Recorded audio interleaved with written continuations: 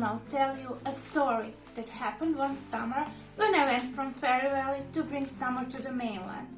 The fairy camp that year was set up at a gorgeous site, and I kind of knew I would spend months there, so I looked forward to exploring.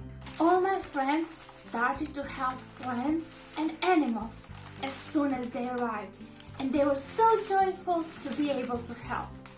I also wanted to assist my friends. However, it wasn't long before I heard some strange sound.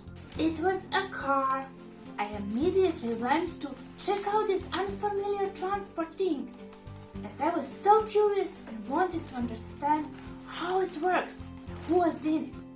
When people got out of the car, I saw it was a little girl and her dad.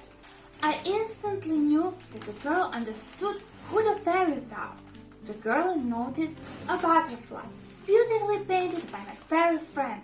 She somehow understood that the colors of its wings were the result of fairy work. So it was pretty clear to me the girl understood fairies. Unfortunately, from the conversation with her dad, I learned that he did not believe in the fairies at all. I saw a house that Lizzie has lovingly made for us fairies, and I couldn't help myself, so I went inside. Vidya wanted to play with me and intentionally closed the door, and then she couldn't open it. It was stuck. At first I thought that Vidya just wanted to scare me, but then I realized that Lizzie was watching me and that she was totally surprised to see me. She brought the fairy house to her room and opened the door so I could fly out. She then moved the cat and we started to talk.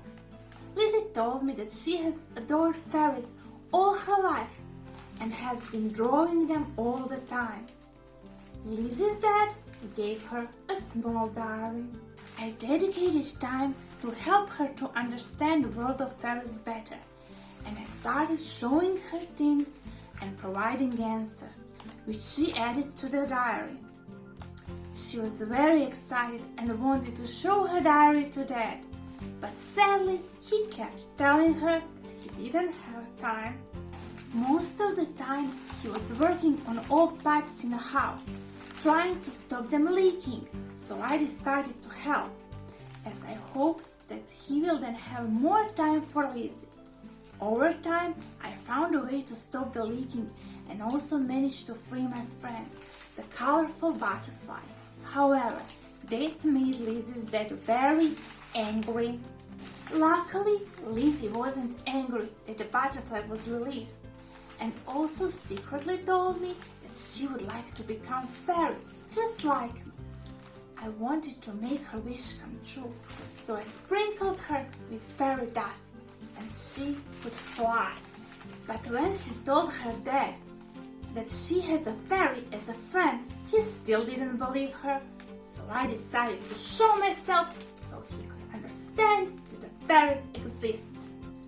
He was totally surprised. Being a scientist, he wanted to discuss this with his fellow scientists, so he wanted to catch me and bring me there. Luckily, Vidya was on the window, and she pushed me away to save me, so the jar he used to catch me caught Vidya instead. My fairy friends and myself also wanted to free Vidya. It was raining and we couldn't fly that long in rain, so I sprinkled Lizzie with the fairy dust and she took me and my friends with her. We reached London quite quickly and did everything we could to stop the car Lizzie's dad was driving. The car finally pulled over and Lizzie's dad ran towards the building to meet his fellow scientists. But Lizzie stopped him at the last minute. When he saw Lizzie was flying, he realized that fairy helped her to reach him.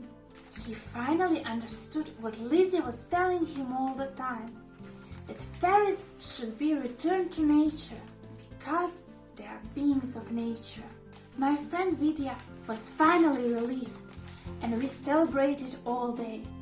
We spent following day drinking tea on the lawn. trust that was created between Lizzie and her dad significantly improved their relationship, and I was so glad I managed to help.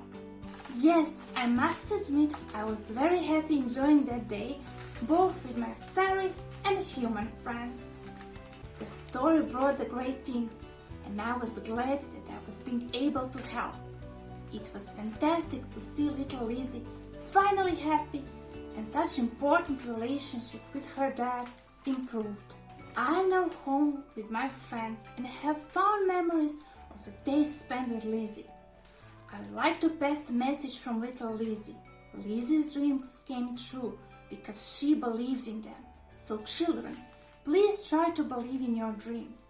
Sooner or later, if you dedicate enough love to them, you will find a way to make them true and become part of them.